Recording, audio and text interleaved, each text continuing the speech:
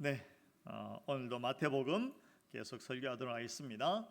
참으로 감사하게도 마태복음 10번 읽기를 이미 진작에 마치신 분들이 많이 계세요. 10번 읽기 다음에 뭘 해야 될까요? 20번 읽으시면 되고 30번 읽으시면 되고 그래요. 말씀을 읽는 일을 즐겨하시니 감사합니다. 자, 지난주에는 소금과 빛, 벌써 한 2주 전이군요.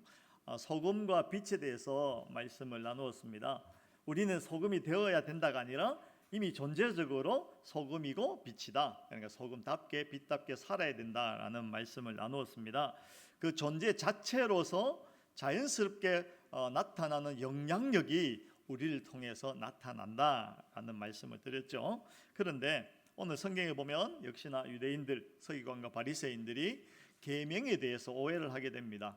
계명에 대해서 아주 심각한 오해를 함으로 말미암아 오늘도 여전히 주님으로부터 정죄받게 됩니다. 심판받게 되는 그런 내용이 나옵니다. 오늘 말씀을 잘 살펴서 그럼 우리는 어떻게 살아야 할 것인가에 대해서 하나님의 교훈을, 은혜를 입기를 원합니다.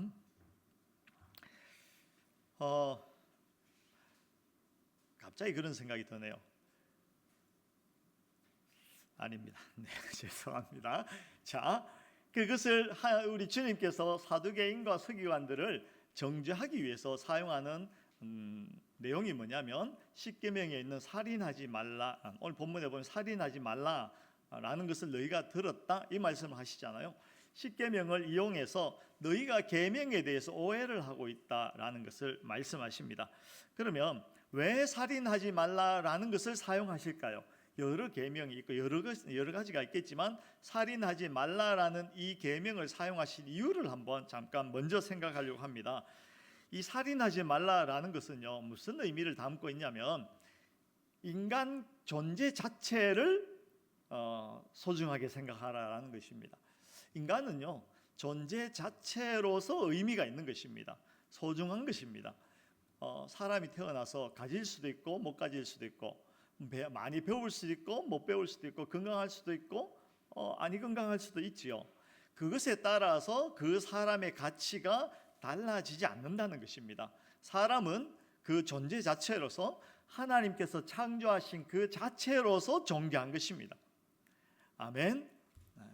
더군다나 저와 여러분들은 새 창조함을 받았기 때문에 더없이 존귀한 존재들입니다. 그러므로 옆에 있는 형제 자매가 수준이 어떻고 저 사람의 상황이 어떻고 이런 거 생각하시면 안 돼요. 그저 존귀한 존재라는 것입니다. 그런 의미에서 살인한다는 것은 그 인간 자체를 무시하는 것입니다. 그 인간의 존재를 무시하는 것이 살인이라는 것입니다. 그래서 주님께서 이것을 사용하시는데 무슨 이야기냐면 빛답게 소금답게 사는 것은 이웃 사랑, 형제 사랑으로 필연적으로 귀결되는 것이고 그 이웃 사랑의 기초가 되는 것은 인간 자체에 대한 인정, 인간의 존재에 대한 인정으로부터 나오는 것이다라는 것이죠. 그래서 주님께서 살인하지 말라를 등장시키면서 그들이 지금 계명에 대해서 오해하고 있다라는 것을 말씀하시는 것이죠. 여러분, 그 사회가 한 사회가 아주 고급하다 내지는 저급하다 이런 것을 다루어 볼 수 있는 시금석이 뭐냐면 사람을 어떻게 대하느냐입니다. 우리 공동체가 이 좋은 공동체인지 안 좋은 공동체인지를 이제 알아볼 수 있는 시금석이 있다면 사람을 어떻게 대하느냐라는 것을 보면 알 수가 있어요. 만약에 우리 공동체 안에 뭐라고 표현할까요? 우리 공동체 안에 제 동생 비슷하게 생긴 사람이 와서 기분 나빠 내쳐 이러면 생긴 거 가지고 목사 닮았다고 싫어하는 거잖아요. 그런 공동체는 좋은 공동체가 아니다. 어떻게 생겼든지 어떤 옷을 입고 왔든지 어떤 말을 쓰고 어떤 눈빛을 가지고 있었든지 간에 그 자체로서 소중하다, 존귀하다라는 정서가 가득한 공동체가 진짜 좋은 공동체입니다. 스스로에 대해서도 그렇게 생각하셔야 돼요. 나는 하나님께로부터 지음받은 소중한 존재다. 더군다나 나는 예수 그리스도로 말미암아 새 창조를 받은 정말 구원받은 하나님의 자녀다. 그러므로 나는 존귀하다. 이러한 자의식이 분명해야 돼요. 그거 없으면 자꾸 치장해야 되잖아요. 뭐 있는 척 해야 되잖아요. 뭐 체해야 되잖아요. 그게 아니다. 공동체가 정말 좋은 공동체인지를 알아볼 수 있는 것은 인간 그 자체에 대한 어떤 태도, 그걸 보면 알 수 있다라는 것입니다. 만약에요 사람에 대한 그런 존엄이 무너지게 되면 이 사회는 아수라장이 됩니다. 사람을 그 자체로 목적으로 생각하지 않고 수단으로 보는 것이죠. 나의 유익을, 나의 어떠함을, 나에게 뭘 잘해줄 수 있냐 없냐, 그것을 달아보는 수단으로 전락하게 되면 이 사회는 정말 섬뜩한 그런 사회가 되는 것입니다. 그래서 그런 사회는요 이렇게 됩니다. 사람들이 누구를 죽여, 누구에게 위해를 가합니다. 그러면서도 이렇게 생각하죠. 나는 그럴 이유와 자격을 가지고 있다. 누구를 정죄하고 심판하고 욕하고 비난하고 하지만 내가 이렇게 할 수 있는 충분한 자격을 가지고 있고 이유가 있어서 그런 것이다. 뭐 이렇게 되는 사회가 됩니다. 그러면 진짜 아수라장이 되는 것입니다. 그래서 우리 주님께서는 살인하지 말라라는 것이 인간에 대한 태도를 이야기하는 것이고, 인간에 대한 태도는 결국 형제 사랑과 연결되는 것이기 때문에 이 살인하지 말라라는 것을 들어서 지금 사두개인과 바리새인들을 정죄하고 있는 것입니다. 자, 이쯤 하면 이 사두개인과 바리새인들이 듣다가 이런 생각을 합니다. 아니, 내가 언제 사람을 죽였습니까? 여러분, 사람 죽여보신 적 있나요? 없어요? 집사님, 권사님 없어요? 없어요? 내가 언제 사람 죽였습니까? 그러니까 주님께서 이렇게 말씀하시죠.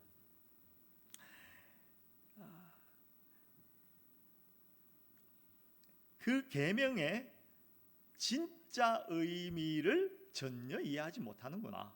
그래서 말씀하십니다. 너희가 살인하지 말라는 것을 들었고 살인하는 자는 심판받을 것이라는 그런 계명을 받았지. 그런데 그 계명을 수여하신 하나님의 진짜 뜻이 무엇이냐면, 비록 칼로 그를 죽이지는 않았지만 형제를 향해서 노하고 분노하고 욕하고 라가라 하고 나쁜 놈, 돼지 새끼, 소 새끼 하고, 그리고 미련한 새끼 이런 욕하면 이미 그 사람을 어떻게 해요?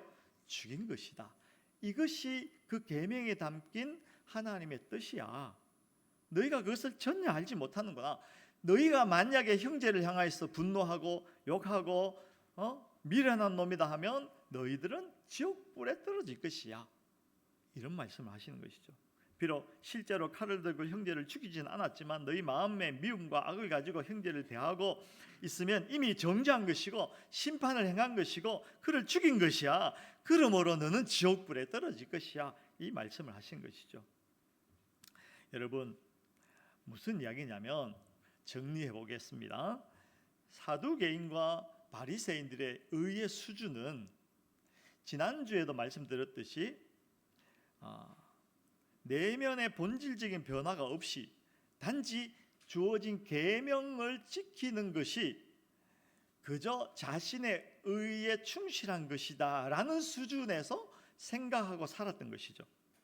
그런 사람, 내적으로 형제를 긍휼히 여기거나 사랑하는 마음도 없으면서 그저 보여지는 살인하지 않았다는 것만으로 나는 계명에 충실하다라고 생각하는 것은 아무 의미가 없다.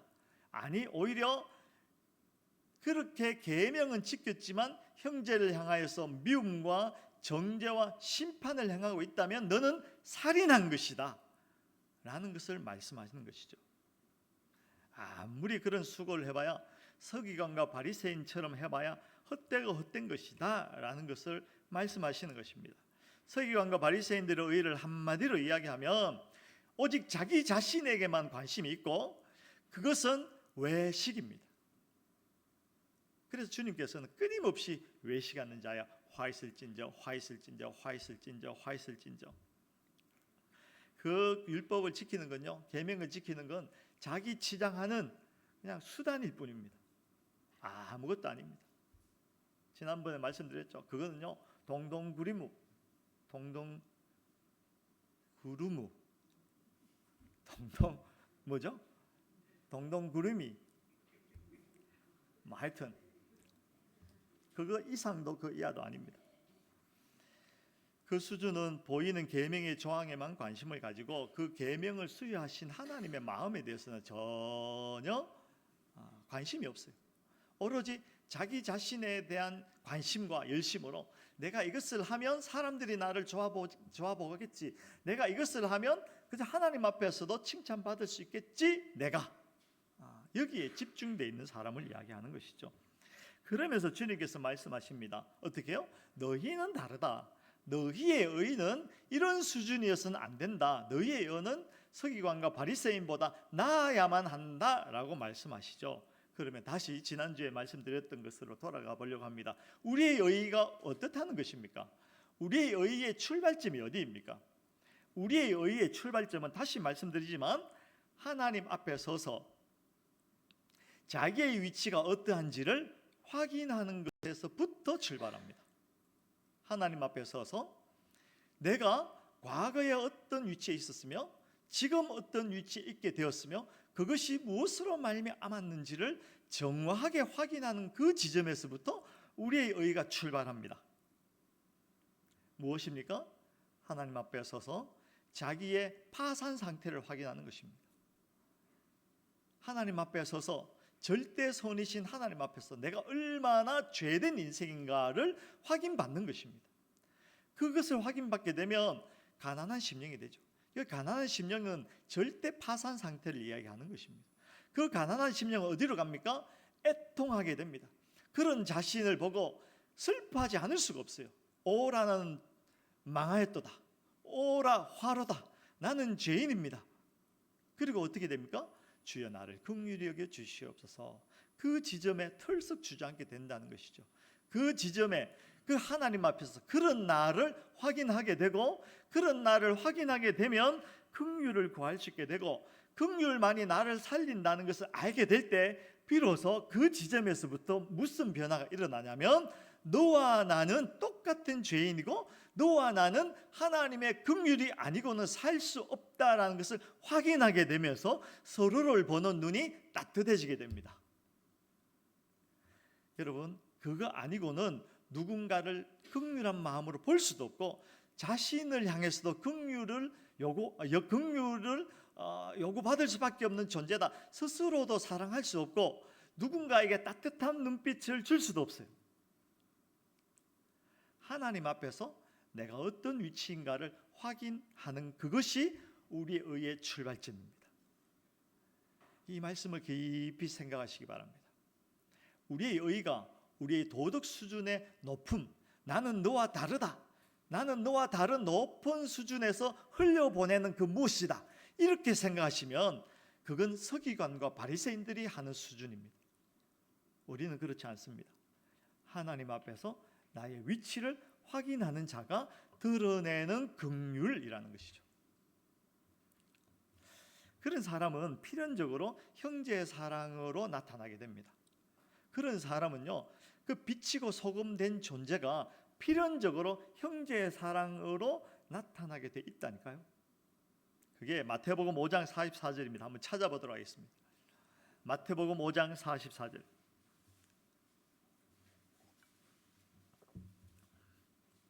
같이 읽습니다. 시작. 나는 너희에게 이르노니 너희 원수를 사랑하며 너희를 박해하는 자를 위하여 기도하라. 나는 너희에게 이르노니 너희 원수를 어떻게 해요? 사랑하며 너희를 박해하는 자를 위하여 기도해라. 말도 안 되죠. 어떻게 그럴 수 있습니까? 그러나 하나님 앞에서 나의 위치를 확인받는 사람은 저절로 되는 것입니다. 나의 의지를 동원해서 하는 것이 아니라 하나님 앞에서 내가 얼마나 죄인이라는 것이 확인되어지면, 그래서 긍휼만이 살린다는 것을 깨달아 알게 되면 너와 내가 똑같은 죄인일 수밖에 없고 똑같이 불쌍한 처지에 놓여 있다는 것을 이해하게 되면 이 말씀이 저절로 된다니까요. 동병상련이라고. 아이고 니나 내나 참 불쌍한 인생, 그저 우리 하나님의 긍휼만에 우리를 살린다. 내가 너를 위해서 기도할게. 나를 위해서도 기도해 주라. 그렇게 되는 것이죠. 누가 높고 누가 다른 사람보다 더하고 이게 아니라는 겁니다. 이것이 진정한 의의 증거가 될 것입니다. 원수를 위해서 사랑하고 나를 박해한 자를 위해서 기도하는 그 사람은요, 정말 이 사람이 하나님 앞에서 자기 위치가 확인된 사람이구나라는 것의 증거가 되는 것입니다. 자기를 치장하기 위해서, 자기가 나음을 위해서, 그것을 드러내기 위해서 더 이상 칼을 갈지 않아도 되는 것입니다. 형제를 정죄하고 심판하기 위해서 라가라 욕하고 체하지 않아도 되는 것입니다. 그런 수준이 되지 않습니다. 여러분 그거 아세요? 무슨 체하는 거, 우리도 그런 거 많이 하잖아요. 목사니까 속은 안 그러는데 그런 체, 제가 그럴까요 안 그럴까요? 다시 한번 말씀해 보세요. 제가 그럴까요 안 그럴까요? 그렇지요. 그럴 때가 있지요. 그럴 수밖에 없는 연약한 인생이죠. 그런데 한 가지 분명한 건요, 사람은 오감만 있는 게 아니고 직감도 있고, 여자들은요 직감에 더해서 또 뭔가가 있어요. 제가 이래봬도 가끔 가다가는 이상한 말을 하긴 합니다. 여보 당신 이뻐, 참 멋져. 그러면요 저희 집 사람이 꼭 이렇게 이야기합니다. 응, 안 믿어. 안다는 거죠. 제가 그런 말 잘 못해요. 억지로 해보는 거죠. 그런데 놀랍게도 제가 억지로 한다는 것을 정확하게 알아요. 여러분 체하는 거요, 내적인 변화 없이 그래야만 하기 때문에 체하는 건요 사람에게도 들키는데 하나님 앞에서는 오죽하겠습니까? 여러분 체하지 마세요.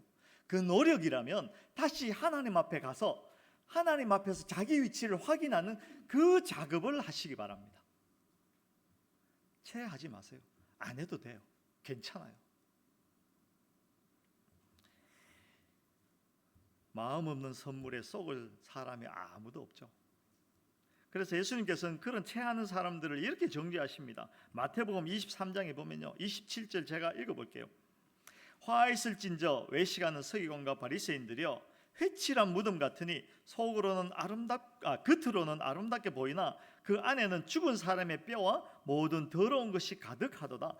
회칠한 무덤, 회 색깔이 무슨 색깔? 하얀색이죠. 무덤을 돌문으로 닫아놓고는 회칠을 합니다. 그런데 그게 누구라고요?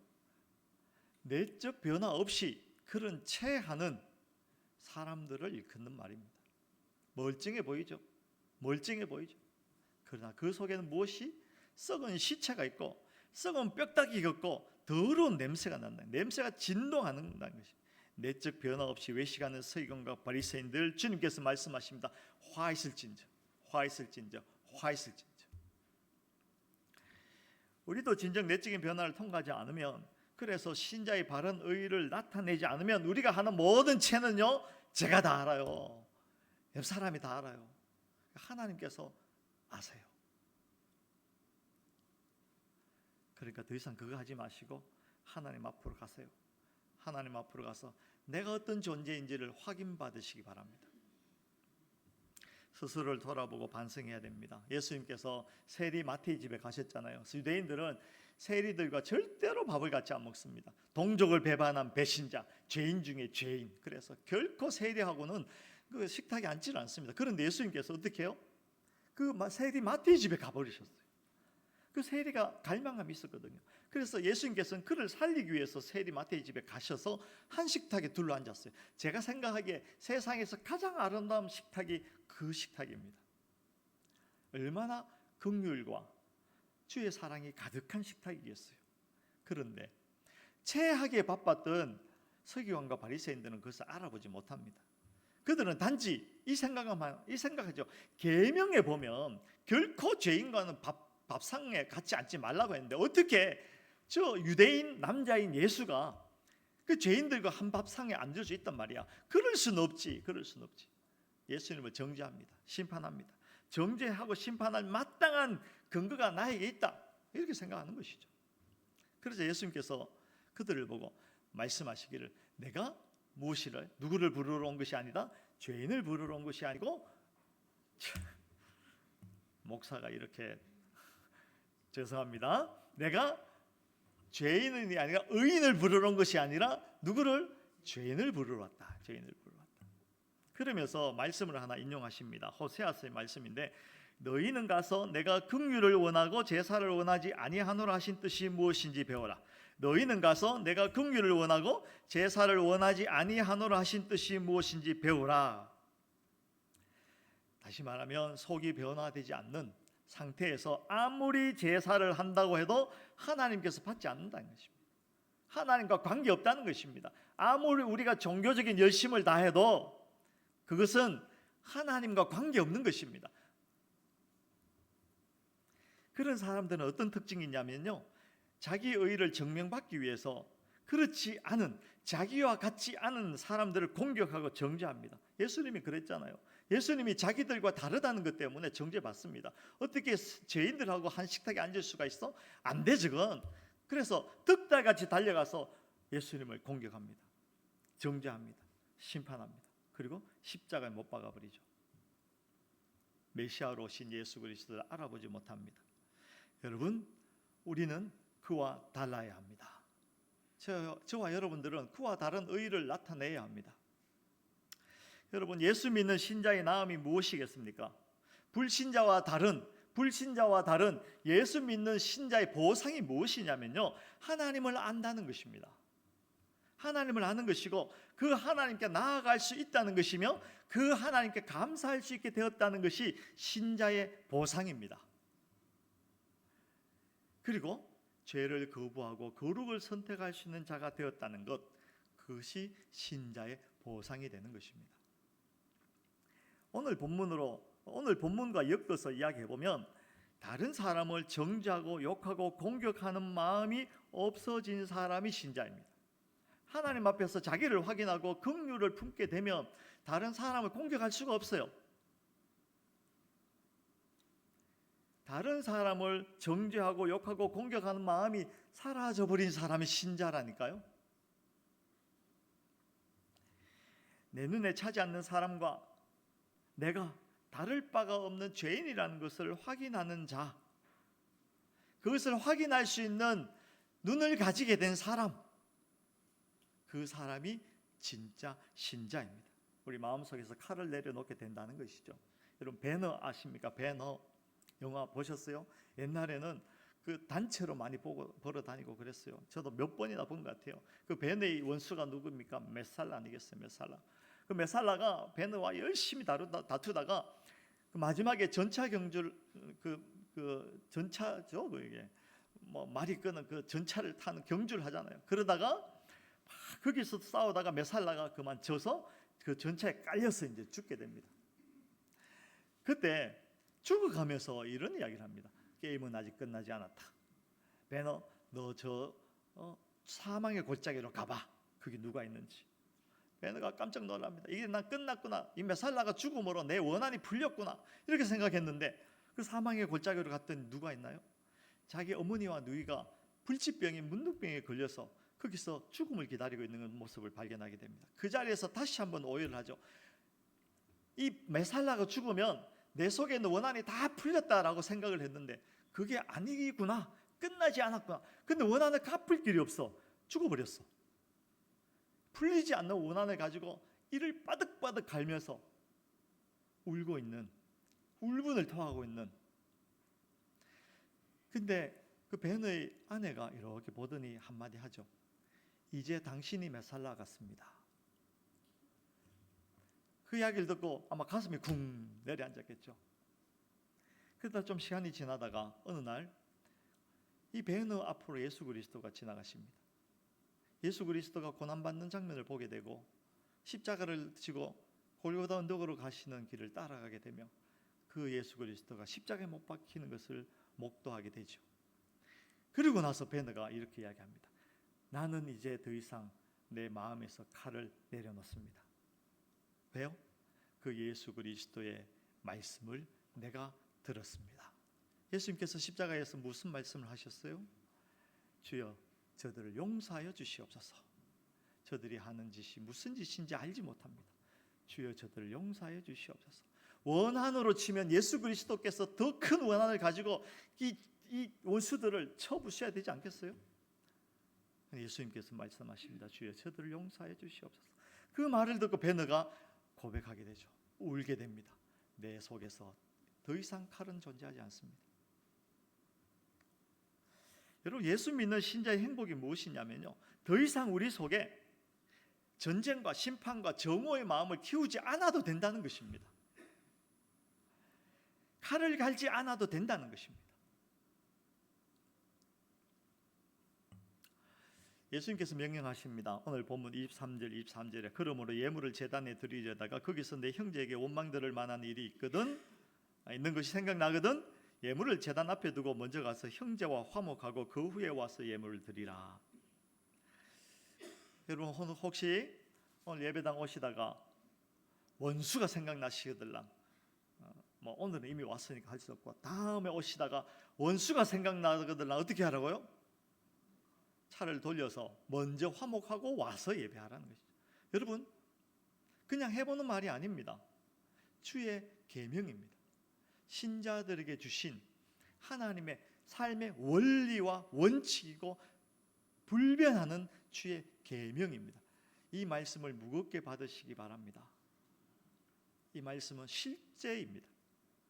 우리 삶의, 신자의 삶에 실제로 드러나야 할 말씀입니다. 예레미야 7장에 보면요, 이런 말씀이 있어요. 찾아볼까요? 예레미야 7장.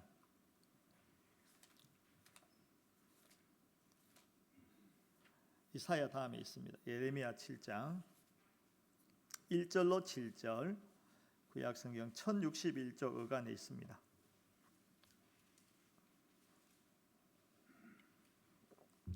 제가 오늘 동생 가족이 앉아 있어서 말이 자꾸 꼬이고 생각이 엉뚱한 데로 가려고 그래요. 자, 7장 1절로 7절 교독하겠습니다. 1절을 제가 먼저 읽습니다. 여호와께로부터 예레미야에게 말씀이 임하니라. 이르시되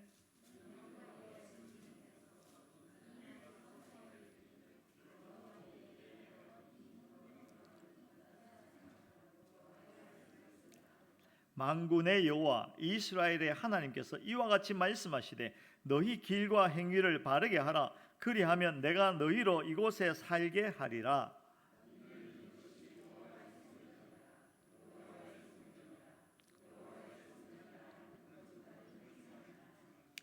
너희가 만일 길과 행위를 참으로 바르게 하여 이웃 사이에 정의를 행하며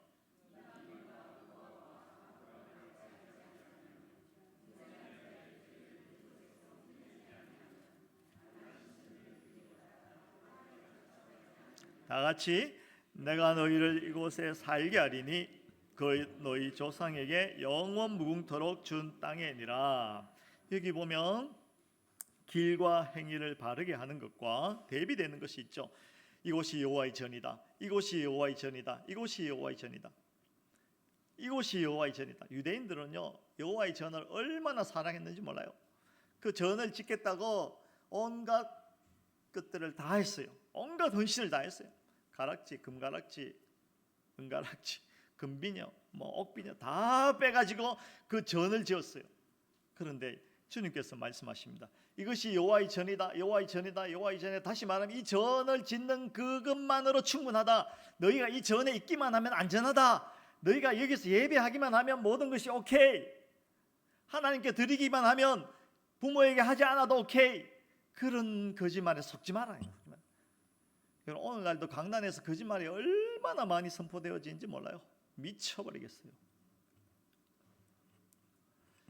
속지 마시기 바랍니다. 그것이 아니라 무엇이라? 길과 행위를 바르게 하는 것. 하나님 앞에서 나의 위치가 확인되어지고 긍휼한 마음을 품게 되며 그것으로 이웃을 사랑하는 것. 그것이 신자된 자의 마땅한 도리다. 그러면 너희가 나의 땅에 영원히 살리라. 여러분, 여호와의 전 속지 마시기 바랍니다. 여호와의 전을 멋지게 지어놓고 이것이 내 신앙이고 이것이 내 열심이고 이것이 내 의고 이것이 내 공이다, 이것이 나의 진심이며 다 진심으로 했지, 이것이 나의 헌신이다. 거짓말입니다. 속지 마시기 바랍니다. 이것으로 충분하다. 아닙니다. 하나님께서 말씀하십니다. 아니야, 이 바보들아, 이 약한 자들아, 시끄럽다, 떠나가라, 꺼져라. 여러분, 깊은 내면에서 일어나는 존재의 변화, 하나님 앞에서 내가 어떤 위치인지를 확인하는 것이 무엇보다 우선입니다. 그 변화가 있을 때 자연스럽게 열매가 맺혀지고 형제의 사랑이 이루어져 가는 것입니다. 내 의지로 안 되잖아요. 여러분, 되던가요? 안 됩니다. 절대로 안 됩니다. 내 자존심이 얼마나 센데 이래봬도 내가. 그럴 때 그 열매들은요, 비로소 하나님의 영광을 나타내게 됩니다. 하나님의 어떠하심, 하나님의 그 신실하심, 하나님의 사랑, 하나님의 긍휼, 이것이 그런 열매로 쭉 펼쳐져서 사람들이 그것을 보고 비로소 하나님이 그런 분이구나 경험할 수 있게 된다는 것이죠. 이것이 원리이고 원칙이고 규범입니다. 자, 여기까지만 말씀드리면 안 돼요. 그것이 우리 가운데 어떻게 실제로 이루어지는가도 잠깐 말씀을 드리겠습니다. 이것은 원리고 원칙인데 꼭 짚고 넘어가야 될 것은요, 신자의 삶에 이것이 저절로 되든가, 여러분 수준이 어떤 지점에 와 있는가 한번 생각해 볼 일입니다. 이것은 방향이고 규범으로 우리에게 주어진 것이지, 이것이 우리를 정죄하기 위한 수단으로 작동하면 안 돼요. 잘 생각하시기 바랍니다. 이것은 우리에게 규범으로, 삶의 원칙으로 주어진 것인데, 잘못하면 이것이 또다시 나를 정죄하고 이웃을 정죄하는 것으로 작동할 수가 있어요. 이걸 좀 조심해야 돼요. 무슨 말이냐면, 이건 방향이다, 우리는 과정 안에 있다, 우리는 오직 수고하는 그런 과정 속에 있다라는 것 또한 이해해야 됩니다. 이것을 완전으로 이해하면 안 되는 것입니다. 아이가 태어나는 것은 우리 신자가 태어나는 것과 똑같아요. 저와 여러분들은 신자로 태어났어요. 여러분, 아이가 태어났을 때 그 아이에게 우리는 항상 자라날 것을 기대하게 됩니다. 자람이라는 과정이 필요하다는 것이죠. 아이가 태어났습니다. 생각이 아직 미숙하죠. 그 아이가 이 나라를 구하겠습니까? 인생을 알겠습니까? 사랑을 알겠습니까? 눈물을 알겠습니까? 그런 거 없잖아요. 그렇다고 우리가 그 아이를 보고 아이 사람 아니야 그러진 않죠. 태어나서 아이가 아직 미숙하지만 그러나 사람이고, 이제부터 그는 이런 원칙 앞에서 과정을 살아내기 시작하고 자라가기 시작한다는 것이죠. 저와 여러분들은 그 과정 속에 있는 것입니다. 그 과정 속에서 이것을 기억하고 살아가는 것이죠. 방향은 동일하지만 사람마다 속도는 다를 수 있습니다. 그러므로 절대로 느리다고 정죄하면 안 돼요. 방향이 맞는 것입니다. 그래서 제가 자주 이런 말씀을 드리죠. 이런 설교를 하면 우리 마음속에 이게 답답함이 다가옵니다. 나는 그게 안 되는데, 나는 왜 이럴까? 내가 왜 이럴까? 갑자기 복음성가가 생각나는군요. 내가 왜 이럴까? 그럼 몰라요? 스스로를 정죄하는 도구로 작동하면 안 돼요. 과정이고 방향이다라는 것 또한 우리가 이해를 해야 돼요. 사람마다 속도가 달라서 좀 느린 사람 보고 절대로 정죄하면 안 됩니다. 이렇게 생각해야 돼요. 나도 똑같다.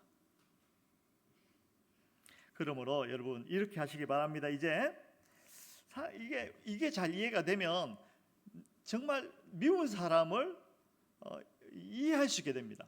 이렇게 되는 것이죠. 이걸 그 세상 사람들은, 하나님 앞에서 자기 위치를 확인하지 못한 사람들은 눈에 가시들 있잖아요. 미운 사람 보이면 내가 저 사람을 미워하는 데는 이유가 있다. 저 사람은 미움받을 짓을 했다. 다시 말하면 저 사람이 미움받는 것의 이유가 나에게 있는 것이 아니고 너에게 있다. 이렇게 이해합니다. 항상. 그리고 사람들을 찾아다니면서 자기의 정당성을 설득하기 시작합니다.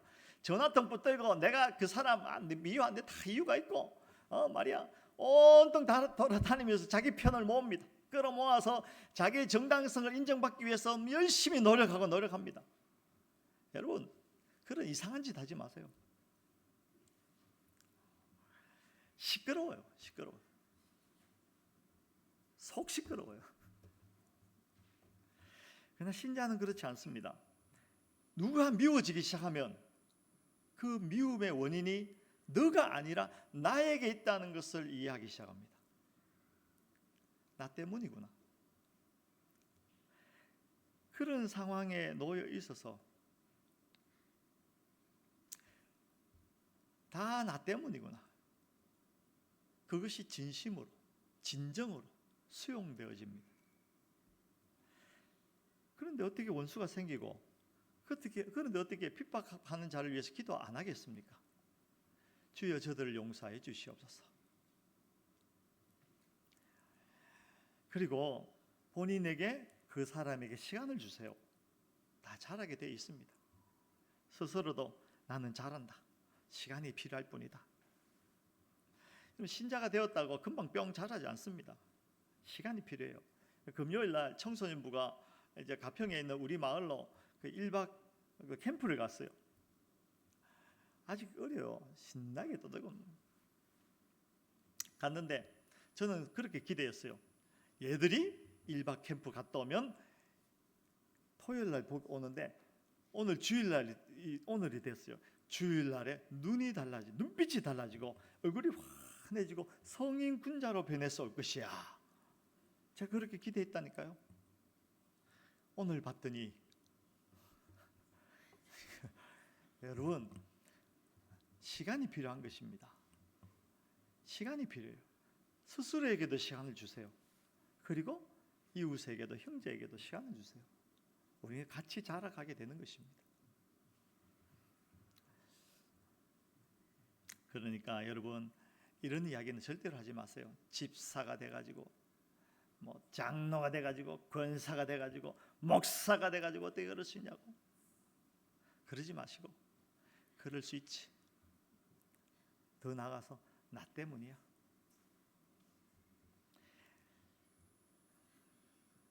그래서요, 또 좀 더 실제적인 지혜 하나만 알려드리겠습니다. 미운 사람 보이면 어떻게 해요? 도망가세요. 그 앞에 붙어가지고 안 미운 척하고 막 그러지 마시고 그냥 씩 웃고 인사 꾹꾹하고 도망가세요. 그래도 욕하고 싶거들랑 입을 뒤집어 쓰고 혼자 하세요. 그래도 그 정도로 안 되겠으면 가족들 붙들고 남편 붙들고 아내 붙들고 욕하시고.